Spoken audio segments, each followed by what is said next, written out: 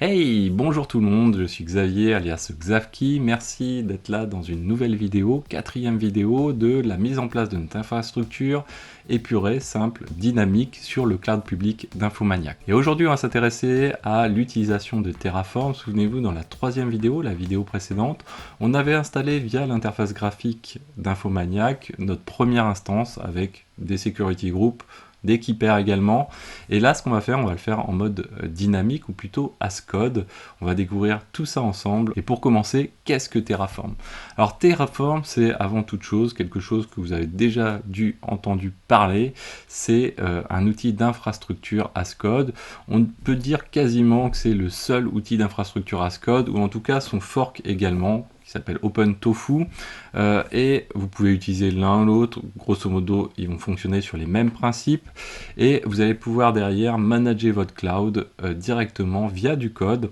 L'intérêt de ce principe de fonctionnement, ça va être derrière de pouvoir versionner ce code et faire en sorte de le faire évoluer en mode collégial potentiellement, mais également de l'utiliser par exemple quand vous avez besoin de faire un plan de reprise d'activité, des tests de plan de reprise d'activité. En tout cas, je ne souhaite pas d'avoir un incident pour pouvoir l'activer, mais derrière tester que vous pouvez recréer votre infrastructure de zéro. Et ça va être un fil rouge tout au long de nos vidéos, c'est-à-dire d'être capable de détruire cette infrastructure et de pouvoir la recréer à la volée. Donc derrière, les actions menées par Terraform vont être relativement simples. Ça va être créer des ressources. Donc chaque élément va être une ressource. Par exemple, une instance, c'est une ressource.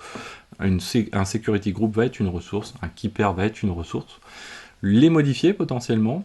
Et puis, suivant certaines actions, suivant certaines modifications qu'on va réaliser sur notre code, eh bien, on va avoir potentiellement des destructions, puisqu'on souhaite peut-être détruire complètement notre infrastructure ou détruire certaines ressources, mais peut-être même que par ailleurs, cette modification qu'on va faire au niveau de notre code va nécessiter la recréation, par exemple, d'une instance ou d'autres éléments. Ça, c'est un facteur important parce qu'il va falloir bien vérifier avant que, suivant la modification qu'on a réalisée, Terraform fait une destruction ou une simple modification, par exemple, de l'existant. C'est un facteur extrêmement important. Et grosso modo, Terraform, c'est le seul outil, en tout cas assimilé avec OpenTofu, à être capable de manager une infrastructure cloud relativement globale. Mais pas que, vous pouvez également l'utiliser avec d'autres éléments qu'on appelle des providers, qui sont finalement des connecteurs à des API type cloud, mais également à d'autres outils type Kafka par exemple, mais GitLab également par exemple. Vous pouvez très bien créer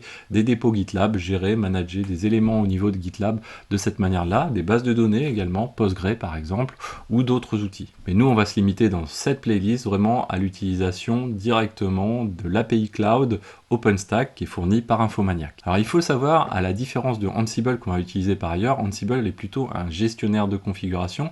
Terraform, lui, c'est vraiment un outil d'infra as code. Si on devait faire un parallèle, c'est vraiment le meilleur exemple, c'est une maison ou un immeuble. Terraform va plutôt construire les fondations, les murs et le toit, on va dire, c'est-à-dire quelque chose de relativement grossier.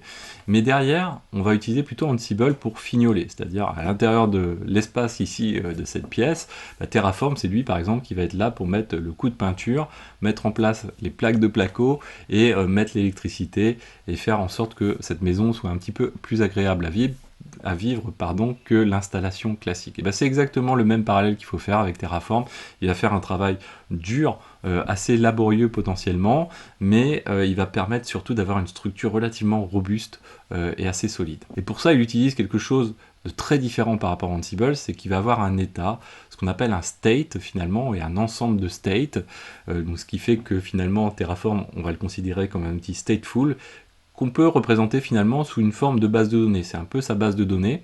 Par défaut, il fonctionne avec une base de données locale, c'est-à-dire à l'endroit où on va travailler, il va y avoir un répertoire avec ses states, mais si on a besoin de travailler en groupe, en commun, bien sûr, il va falloir partager cette base de données. Et pour ça, on va utiliser derrière un state distant, à distance, qui peut être potentiellement stocké sur GitLab. Donc nous, c'est ce qu'on va faire pour essayer de prendre une bonne pratique dès le début, même si on va être tout seul à travailler sur cette infrastructure-là. Vous allez voir que c'est quelque chose de relativement simple et assez pratique, parce que ça permet d'apporter une certaine garantie de pouvoir stocker cet élément-là. L'autre élément avec Terraform, comme je vous disais, c'est qu'on va utiliser l'API de OpenStack d'Infomaniac.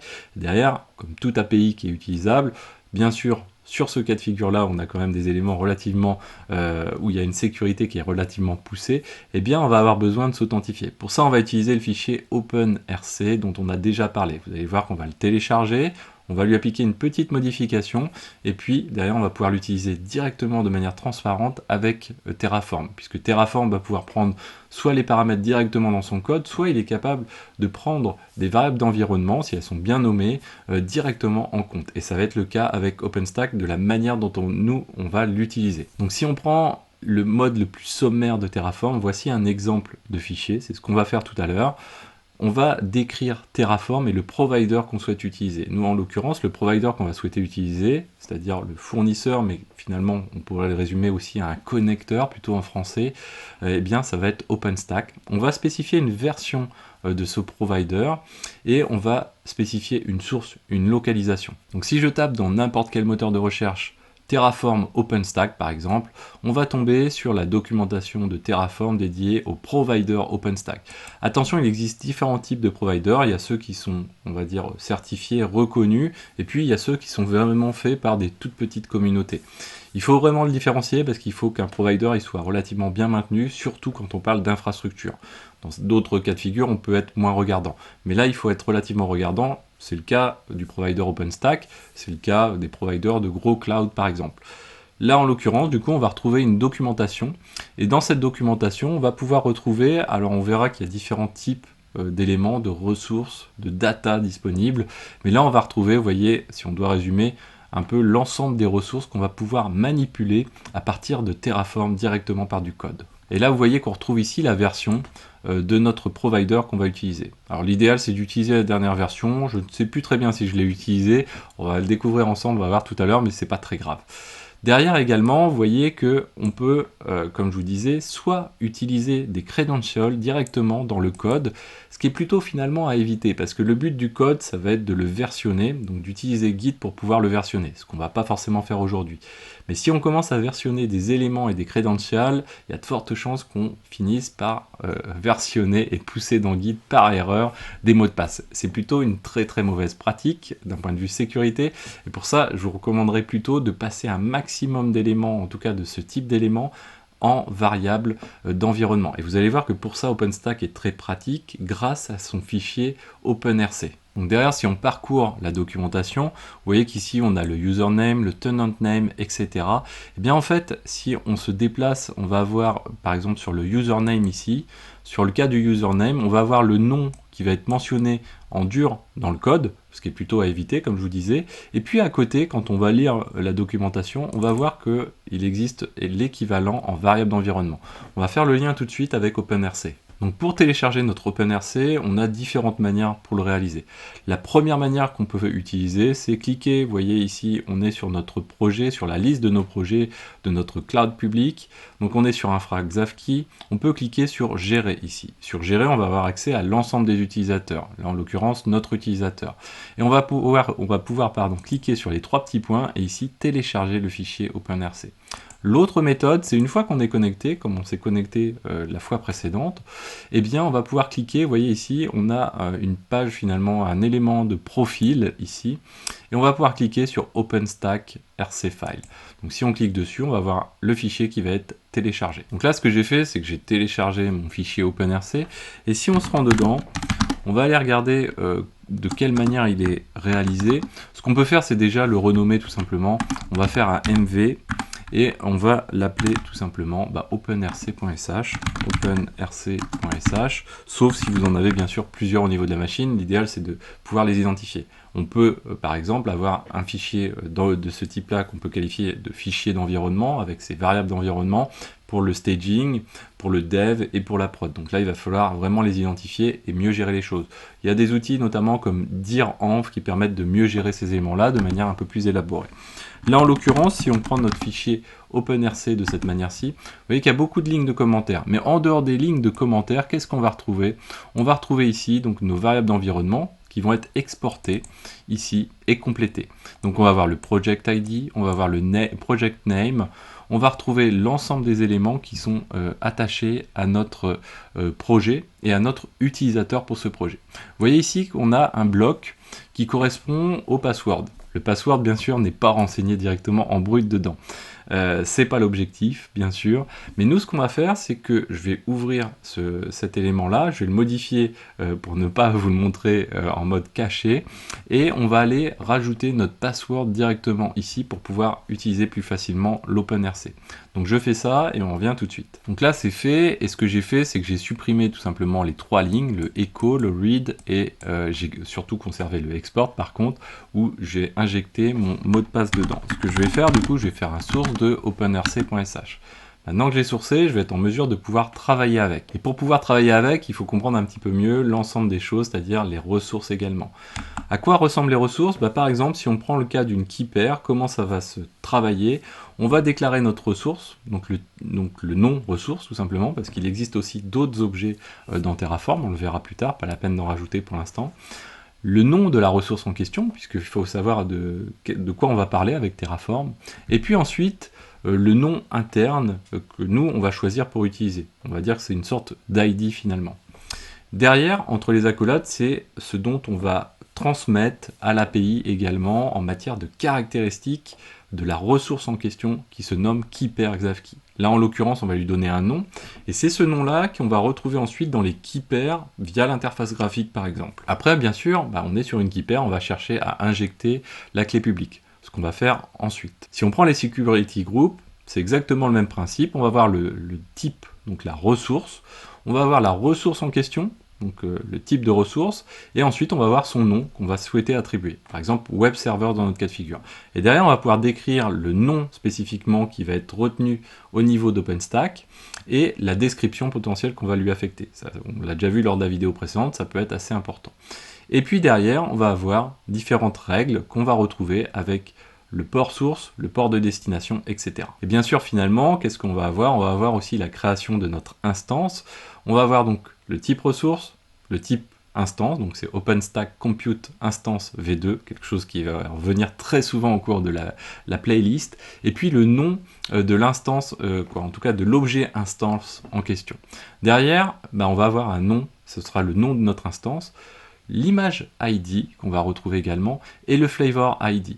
Ces éléments-là, donc on verra dans la prochaine vidéo, on peut les retrouver par ligne de commande, mais si vous ne souhaitez pas les retrouver par la ligne de commande, on peut aussi les retrouver via l'interface graphique. Pour cela, du coup, on va simuler la création d'une instance, par exemple, et pour les flavors, on va pouvoir retrouver la liste des flavors à ce niveau-là, avec derrière l'ensemble des flavors à notre disposition de cette manière-ci. Et bien sûr, on va récupérer le nom qui correspond ici. De la même manière, on peut consulter les images pour se rendre ici dans la colonne de gauche dans Images, et là on va retrouver l'intégralité des images à cet endroit-ci.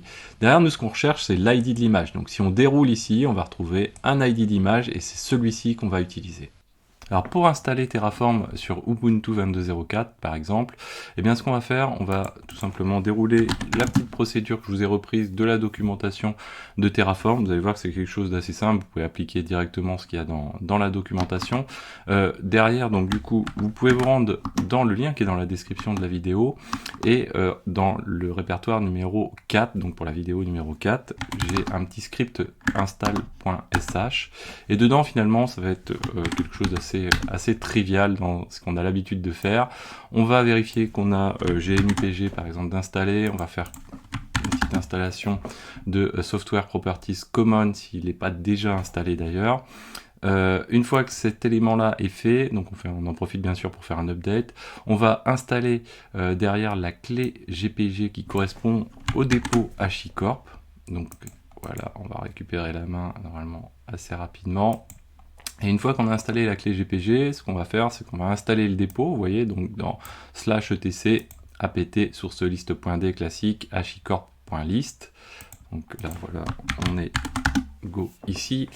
Ensuite du coup on va avoir notre clé GPG, alors je pense qu'on était avec un T ici, oui voilà, on était bien avec un T, le T est un peu de trop, on n'a pas besoin de l'output sur ce cas de figure là, et derrière du coup on installe le dépôt HashiCorp dedans, on va faire derrière un sudo apt update, on va vérifier d'ailleurs qu'on arrive bien à mettre à jour le dépôt HashiCorp, parfait, et du coup maintenant on va faire un sudo apt install-y de Terraform, voilà, toc, donc ça prend quelques secondes. Alors vous voyez que c'est du Go, hein, Terraform, ça s'installe assez vite, assez simplement. Donc là on va avoir Terraform maintenant d'installer, et on va voir ensuite la suite de la procédure.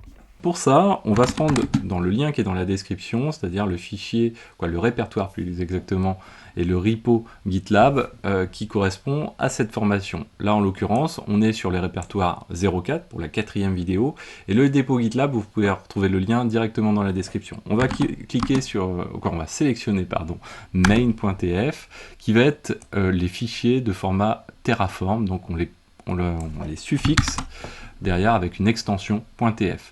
Derrière, on va se rendre donc dans notre répertoire de travail ici, on a sourcé notre OpenRC. Attention, si vous changez de terminal, vous allez faire sauter les variables d'environnement que vous avez chargées, donc bien penser à sourcer à chaque fois les variables d'environnement, là en l'occurrence l'openrc.sh, et derrière, du coup, on va créer notre main.tf. C'est toujours notre point d'entrée au niveau de notre structure de code Terraform.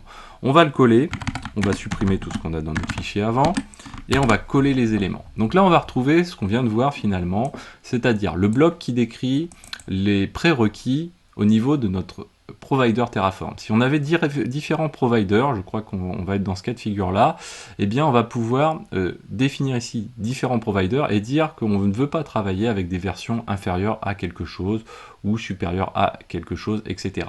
Derrière, ensuite, on va dire qu'on utilise le provider Terraform. Souvenez-vous, c'est là où, dans la documentation Terraform, on retrouvait le user, etc., donc le password et plein d'autres choses. Tout ça est préchargé puisqu'on a sourcé le fichier OpenRC. Ensuite, ce qu'on va faire, c'est qu'on va aller on va aller rajouter notre ressource pour créer donc cette ressource Keeper qu'on a appelée Keeper_Xavkey. Le nom de cette ressource, ça va être Keeper_Xavkey. Alors, l'idéal, quand vous pouvez le faire, c'est d'avoir le même nom. C'est pas toujours judicieux de le faire non plus. Il y a des cas de figure où ça va pas du tout s'y prêter. Mais l'idéal, c'est d'avoir quelque chose qui est quand même relativement parlant au niveau des ressources pour pouvoir s'y retrouver assez facilement. Derrière, on va venir, et là c'est à vous de l'adapter, de le customiser à votre cas de figure. Moi c'est ma clé publique. Vous allez pouvoir ici modifier donc votre clé et injecter la clé publique que vous souhaitez utiliser, la clé publique SSH. Si vous débutez sur SSH également, vous pouvez vous rendre sur la playlist dédiée à SSH, il y a quasiment une petite dizaine de vidéos, vous n'avez pas besoin de toutes les regarder, les quelques premières vidéos vous suffiront largement pour bien comprendre le principe de fonctionnement. Ensuite, du coup, on va créer ce fameux Security Group qui va nous permettre d'accéder au port 80 et au port 22 également.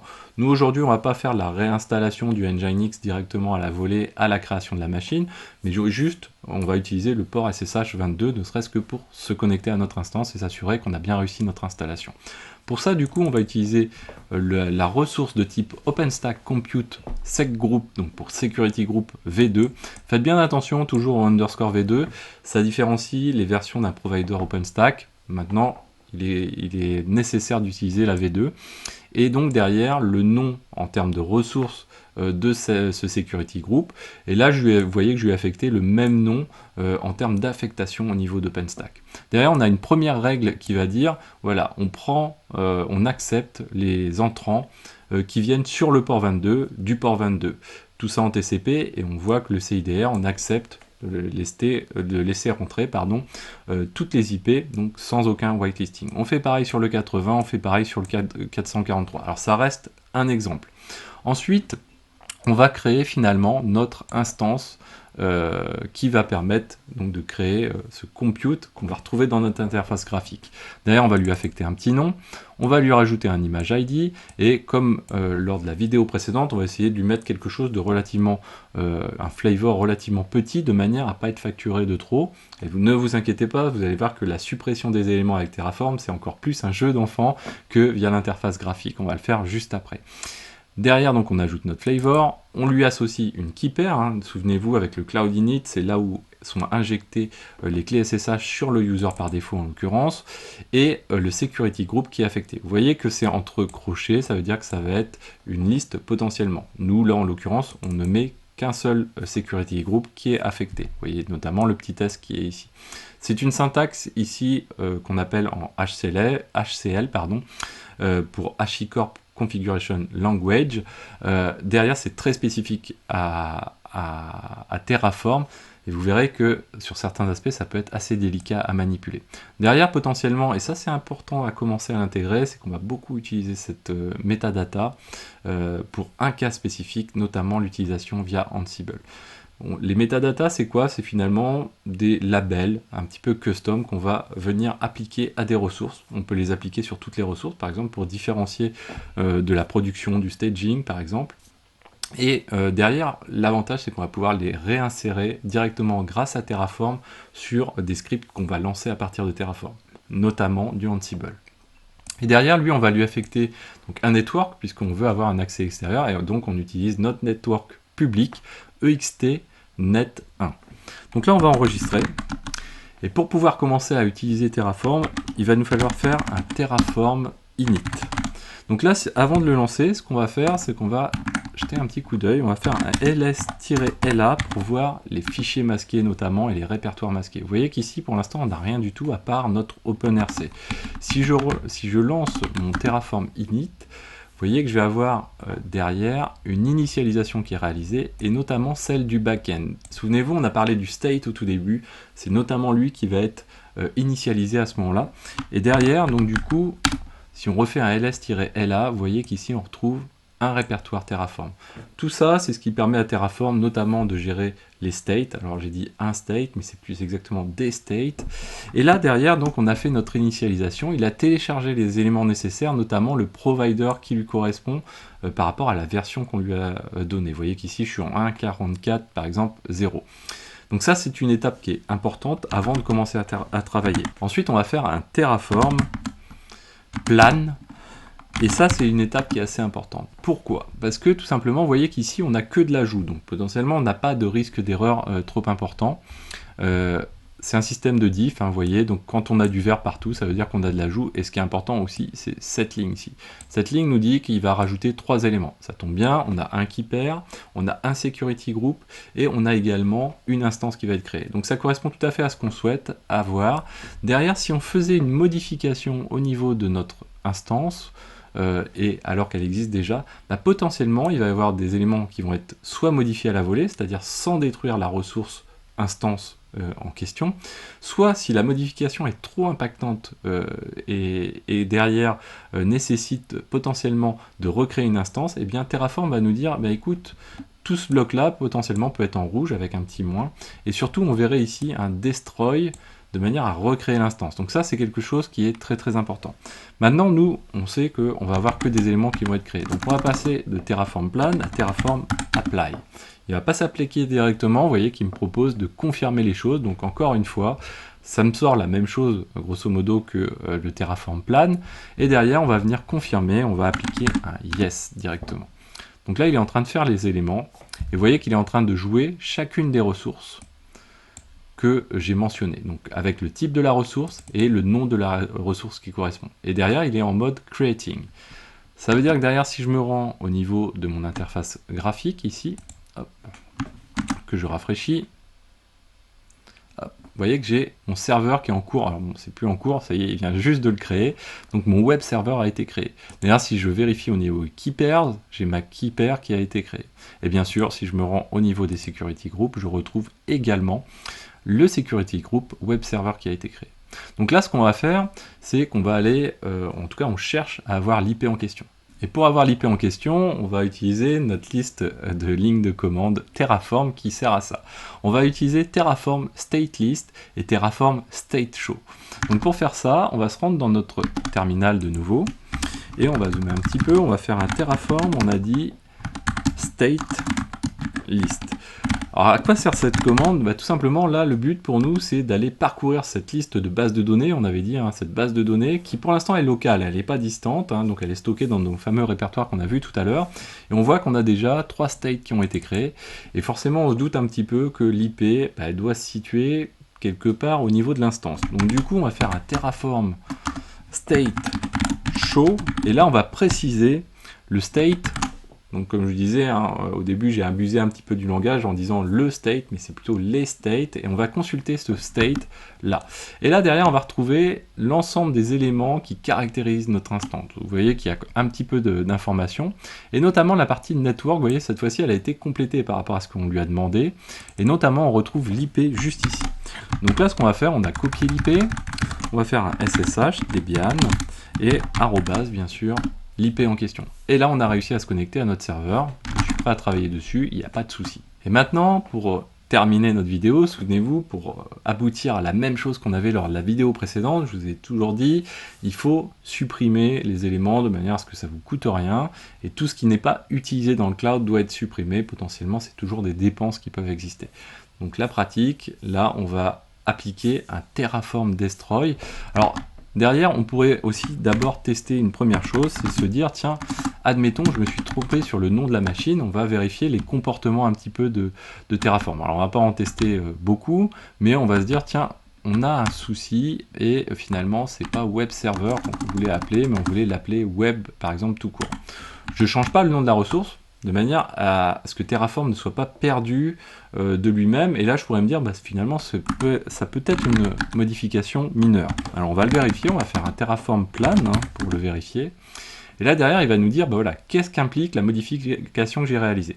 Là en l'occurrence, vous voyez que la modification a été relativement simple, puisque derrière il me dit, bah, ce que tu souhaites faire c'est renommer, et pour lui, en tout cas pour ce que OpenStack est capable de faire à partir de l'API qui est mise à disposition, c'est simplement de faire une modification de nom, et ça n'implique pas de destroy, vous voyez, ça n'implique pas d'ajouter quoi que ce soit, mais ça implique simplement un changement. Donc si je fais Terraform Apply derrière, je peux y aller relativement confiant, pardon, et je lui ajoute un yes, là donc il est en train de faire la modification en question. Vous voyez qu'elle est relativement simple parce qu'il n'y a même pas de délai, il est capable de le faire. Donc si je me rends sur mon interface graphique dans Instance, vous allez voir, hop, ici, il a renommé l'instance directement. Derrière, si par exemple, je me dis, tiens, par contre, ce que je veux faire, c'est modifier le nom de la ressource. Donc là, on est beaucoup plus centré sur l'élément qui compose. Là, je me suis trompé, je me dis, ah, je vais aller modifier le nom de la ressource directement. Donc, qu'est-ce qui va se passer? On fait un... alors, hop là, mauvais exemple. On stoppe. Alors, stopper brutalement comme ça, c'est pas non plus le bon plan. On en reparlera un petit peu plus tard. On va faire un Terraform plan. Et là, vous voyez que la donne est complètement différente derrière. Ça implique pas mal de changements. Alors, qu'est-ce que j'ai changé? Je me suis peut-être trompé, non? Oui, je me suis trompé. Bon, c'est pas grave. J'ai changé quoi? J'ai changé finalement... hop là, on va revenir ici. On était à Web Server. Hop, on va remettre Web Server. C'est pas grave. Et par contre, on va aller au niveau de notre instance et on va dire, ouais, bon, vous vous doutez un petit peu que les choses vont se dérouler comme on le pressent un petit peu. Et là, voilà. Qu'est-ce qui se passe? J'ai un ajout et j'ai une suppression. Parce que la modification, celle-ci, se situe au niveau du state de Terraform et on peut comprendre que de fait, un state, il a besoin d'être détruit pour être recréé de manière à appliquer ce type de modification-là. On est vraiment sur l'identifiant du state en question, et là Terraform est obligé de procéder de manière beaucoup plus violente. Et là en l'occurrence, voilà, il nous dit que c'est cette étape-là qui est à l'origine du destroy. Donc ça c'est quelque chose qui est assez important. On pourrait le voir, alors là vous voyez les petits nuls ici, c'est quelle ligne a impliqué l'action en question. Là en l'occurrence on ne le voit pas très bien, et en fait parce que la ligne qui a impliqué l'action en question c'est celle-ci. Si on avait eu par exemple un changement au niveau d'une metadata ou du nom ici, eh bien on aurait vu que la modification a été appliquée à cette ligne-ci et le destroy aurait pu être appliqué à cette ligne-ci ou juste le changed. Donc ça c'est quelque chose qui est important. Maintenant, une fois qu'on a fait ça, alors on peut faire le Terraform apply hein, si on le souhaite bien sûr. On va dire yes ensuite. Donc il va supprimer l'instance, la recréer. Et puis ce qu'on va faire juste ensuite, on va bien sûr cleaner, comme je vous disais juste avant, cleaner totalement ce qu'on a poussé grâce à notre Terraform. Donc là on attend un petit peu, on va juste vérifier qu'il applique bien ce qu'on a réalisé. Alors c'est pas que j'ai pas confiance, mais là au début l'idée c'est de vérifier un petit peu les choses, voilà. Bon, ça n'implique pas pardon, du changement ici, mais derrière potentiellement ça peut impliquer des modifications plus substantielles, au niveau en tout cas du state. Derrière, alors on a peut-être fait un cas particulier, non, edge 0 minute, c'est bon. Derrière, donc du coup, comme je vous disais, nous, ce qu'on veut, c'est cleaner tout. Eh bien, on va faire un Terraform Destroy. Alors, vous allez voir qu'on va avoir normalement une petite surprise. On devrait avoir ça. Donc là, ça correspond à tout ce qu'on souhaite. Effectivement, il va supprimer les 3 ressources. Donc le keeper, le security group et l'instance en question. Donc il nous fait le destroy de l'ensemble. Donc nous, on va lui dire, OK, apply yes. Et derrière, du coup, il va faire sa suppression. Donc là, on va voir disparaître ici notre instance. Voilà, elle a été détruite. Et peut-être qu'on va avoir une surprise, voilà. On va avoir une surprise ici. Parce qu'en fait, dans le même temps, il a demandé la suppression de l'instance et il a demandé la suppression du security group. Et souvenez-vous, dans ce que je vous ai dit, c'est que derrière, il y a un ordre pour défaire les choses. C'est-à-dire que si un security group est encore attaché à une instance, eh bien, on ne va pas pouvoir supprimer le security group. Grosso modo, c'est ce qui s'est passé ici.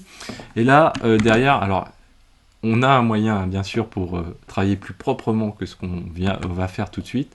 Mais là, en l'occurrence, en n'ayant pas vu l'ensemble des éléments dédiés à Terraform, on va réappliquer un Terraform Destroy. Et vous voyez que finalement, il n'avait pas tout supprimé, puisqu'il a planté, hein, ici, il nous a planté, il nous a posé un lapin sur le Security Group. On va réappliquer un Yes, et là, bien sûr, il va le cleaner. Derrière, on verra plus tard qu'on va pouvoir du coup mettre des dépendances entre les ressources directement, de manière à faire en sorte que Terraform ait l'intelligence et suffisamment d'éléments, en tout cas, pour juger de ce qu'il doit supprimer avant ou après tel élément. Et c'est valable également dans la création, c'est-à-dire de créer des éléments avant de créer d'autres éléments.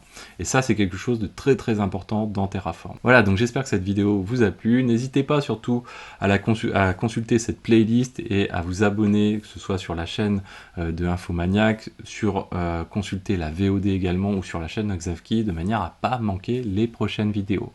Ciao à tous!